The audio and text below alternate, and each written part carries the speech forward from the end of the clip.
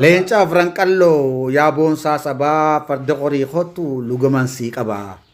Leenca Franqalloo yaa boonsaa sabaa farda qorii kottu lugaman sii qaba.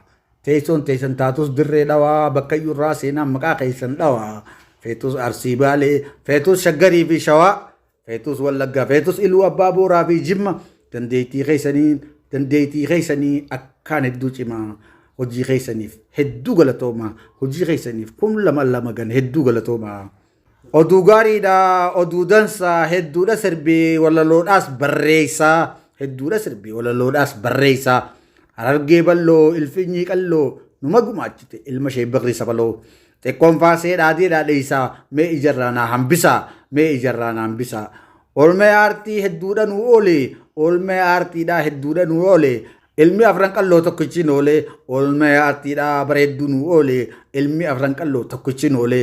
Waa'ee seenaa fi siyaasaa sagalee uummataa tan turte dho'isaa. Goota dura dirree baasee, goota dura dirree baasee. Maal qaba yoon hin dabaree isaa isa faarsee, maal qaba yoon hin dabaree isaa isa faarsee. Qorichi sabaa dawaa wallaansaa, goonni abbaan qabsoo warraa isaa sagalee faana hidhachuun rasaasa, sagalee faana hidhachuun rasaasa.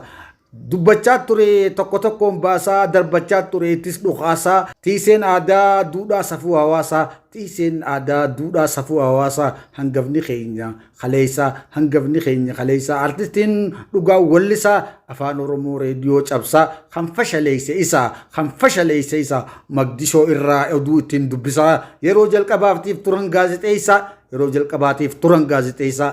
Aartiin keenya ittis shubbisaa, artistiin keenya ittis shubbisaa.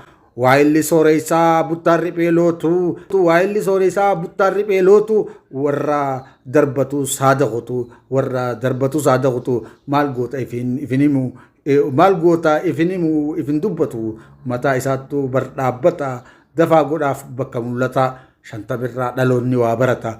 Artist shantaf shubbisaarraa dhaloonni waa barata. Seenaan bara baraan isaa yaama. Wallisaan keenya miseensi qeeroo ganamaa. Wallisaan keenya miseensi qeeroo ganamaa.